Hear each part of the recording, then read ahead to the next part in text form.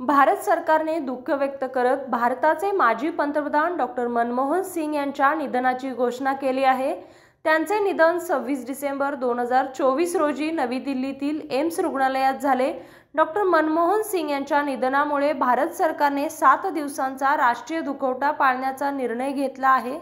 हा दुखवटा 26 डिसेंबर 2024 पासून 1 जानेवारी 2025 पर्यंत पाळला जाईल।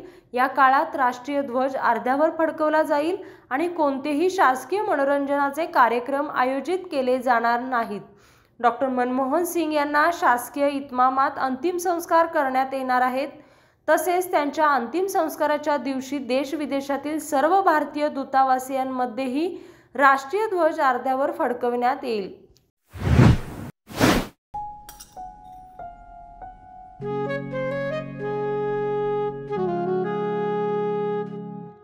बाबा, आज येताना बासुंदी घेऊन या ना। अगं, कालच आपण आईचा वाढदिवस होता म्हणून आणली होती ना। ऐकलं, गोकुळची बासुंदी पुन्हा खावीशी वाटतेय। खरं सांगू, मलाही खावीशी वाटतेय। पुन्हा पुन्हा खावीशी वाटणारी गोकुळ बासुंदी।